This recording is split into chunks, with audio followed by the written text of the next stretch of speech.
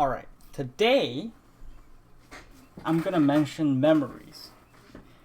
So basically, the summary of what I've been reading about that I always find interesting when I read a case study is how powerful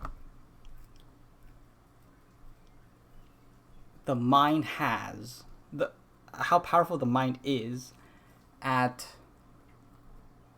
distorting reality. That is to say, we are so subjective in our perception that even things we think are observations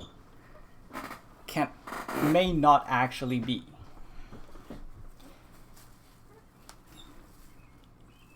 And I'll give you an example, which is memory.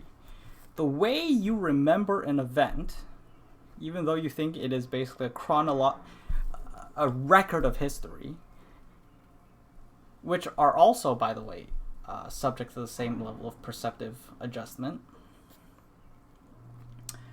are so subject to manipulation that it can be completely false. An example is, I believe, like therapists have mentioned how they've listened to a patient or a client, or whatever they're called, tell the same story, a story about the same event, but the story changes every single time they tell the story. And they think it's the same. They think that they're just accessing the same memory of the same event, but the memory itself changes. The story itself can change. What does this mean? Well, I'll give you an example. The thing about memory is that, just like opinions, a lot of the time, memories are set up to affirm whatever it is you're trying to support, or whatever it is you think must be true. And then you'll back it up now. If you have, it's like an ad hoc explanation, right? So it's like if you have something that you think is true, then your memories can even like adjust themselves to align with that new truth. And this has actual tangible benefits, like or detriments, depending on how how it takes place. But let me just take out my glasses. But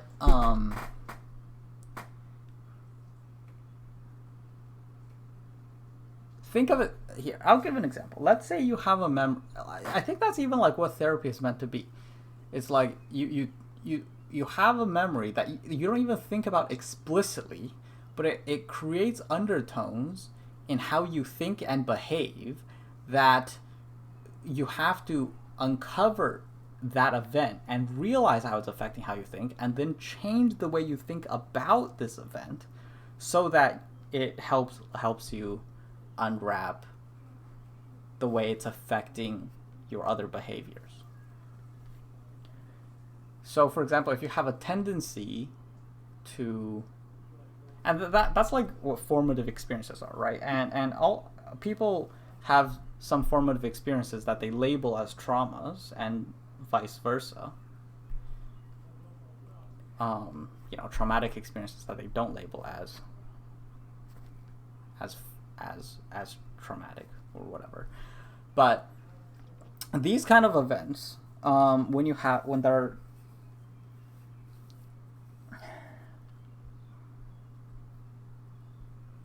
what was I talking about? Well, okay.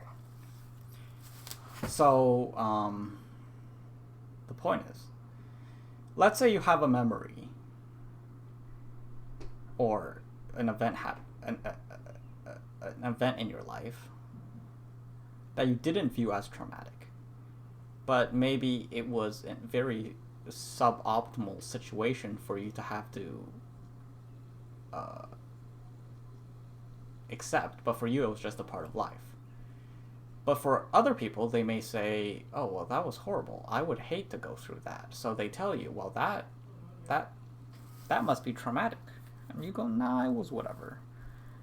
But if you have enough people telling you that it was a traumatic event over long enough time, then you're gonna eventually treat it as a traumatic experience. And what happens is that once this develops, it can actually make you more fearful or negative about the event or similar events. It can make you more volatile when you see or hear about something similar, because now you associate it with trauma, something horrible that should never happen to anyone.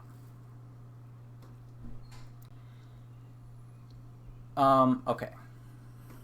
So that's an example of how memories can change. Another example is when you just grow. And memories you thought you once that made you angry, you may now look at fondly or with nostalgia as circumstances change. And now you value it differently. Maybe somewhere you played when you were a child very casually, now you think of to be meaningful if you were to stand at that location, for example. Because now, like, the memory has aged. And some memories age like wine, some memories age like cheese, and some memories age like ripe fruit. Well, they change. And I'm gonna actually bring up a previous case study, which is not entirely related, but also kind of similar, which is the one where the guy lost his short-term memory, and the scientist came in, went to shake his hand, there was a little sting or a buzz or whatever, and it shocked him or something, and the guy pulled back, and the scientist left, and the guy who could only remember things who forgets everything after 3 minutes pass.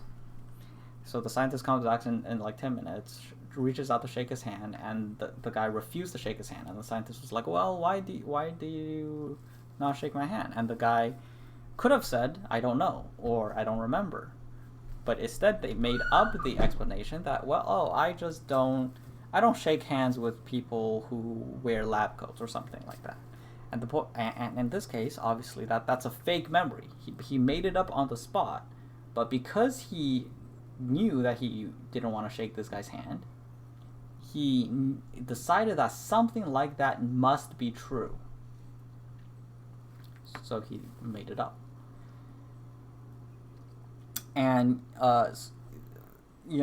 so you can have these kinds of things. So your memories are not objective fact as clearly as you think you remember it. And other examples would be where a victim maybe remembers a few traits about their assailant, and as time passes, because if they don't have a photo, then the memory of who the assailant was can actually change over time if they weren't like if they didn't see the assailant like after a day passes or like right away, and again like over and over. Like if the assault happened once and then they never saw anyone, but they were told to identify the criminal, they're going to because they're looking for someone they need to identify without and it's not even like they know for a fact that the criminal is one of these people. It's just you're looking for a criminal, and when you identify them, it's likely going it's very likely that they're going to identify the wrong person if they see enough people before they see the actual criminal, or maybe if they just try to remember a few traits at the time. Maybe they didn't even write down the traits. Like they just said, oh, this guy has a beard, this guy's hair is really short, this guy's skin color is this, he's this tall. And if they remember these traits, even the traits can change because, and I'll give you an example. I can't even count the number of, like, I lose count. I just can't even remember the numbers, like 153. And at some point, I'm like, okay, what number was I on again? And if you take something like that, where you're remembering the traits, and a day passes, 2 days pass, eventually you write it down. Maybe a few days pass. Maybe that's not even true anymore. And then you go into trial or whatever. You look at the guy. You're like, I'm sure that's him, because the thing is, the more you affirm it to be true, the more it becomes true to you. Doesn't have to be objectively true. But if you say, that's the guy, then at some point, you go, I think that's the guy. I'm pretty sure that's the guy. That has to be the guy. And, so, it's so... Basically, our brains are so untrustworthy. Like, they are traitors. And this shouldn't come as a surprise. I'm sure, most people have heard of similar stories or similar factoids about this. But it's almost kind of scary, because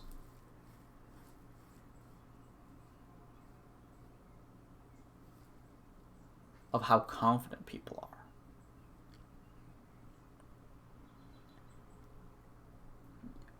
are.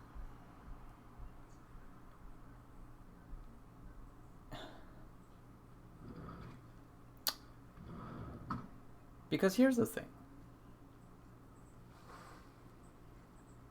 Because our perception is extremely subjective. Like, literally, we experience the world through a single point of view, right? Like, that's just objectively true. It's like the blind man and the elephants. You can have things that are true for person A that's touching the elephant, that's not true for person B.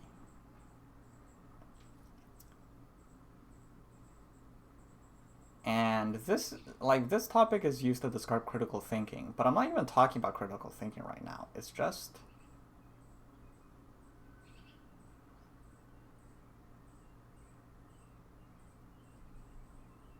I don't know.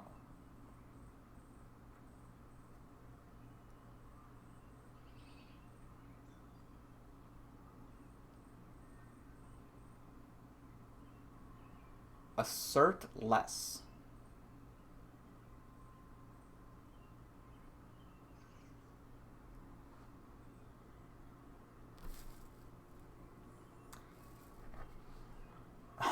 Like, a lot of people,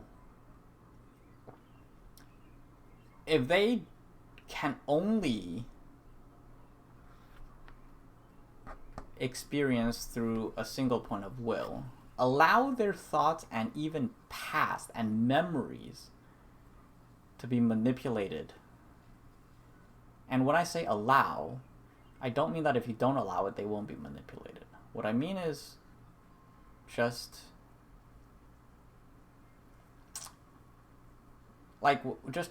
reacting to the world. Then they are just NPCs. And the reason, I'm not trying to insult them. Just think about what NPCs are. NPCs have pre-programming so that when an event happens, given enough information, the reaction to the event their reaction to the event can be predicted. That's just what NPCs are. Maybe they have more advanced programming than what you would see in a video game. More options. But it's very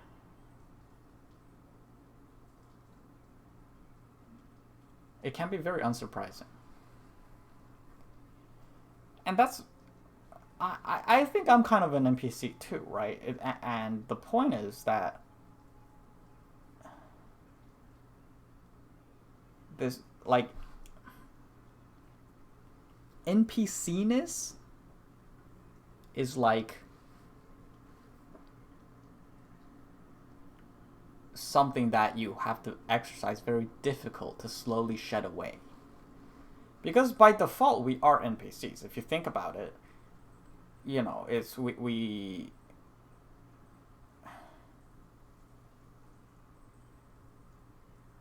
probably, like, if you look at Maslow's hierarchy of needs, I think like below a certain point, you're basically always an NPC most of the time, because you're just like a rat, right? It's like you know what's gonna happen with enough signals. With these signals, this is gonna happen. With these signals, it's very repetitive.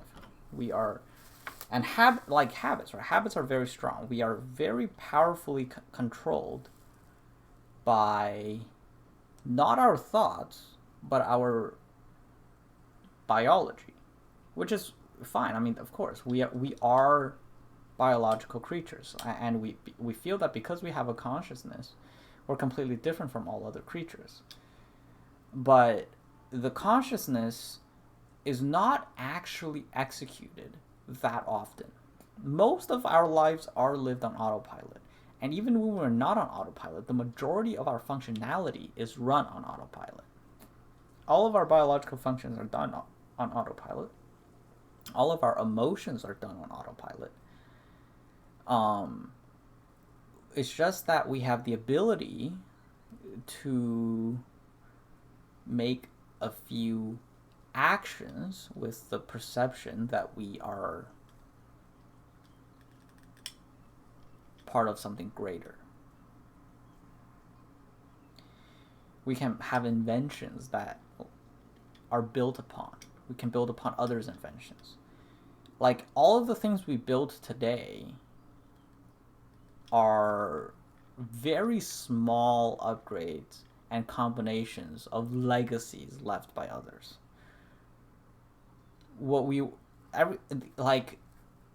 Humans are not special because we can build. We are special because of our ability to retain and communicate information across generations and across populations.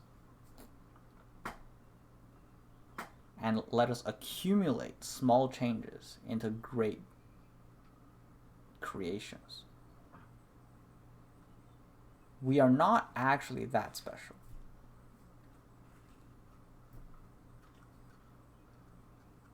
Aside from that.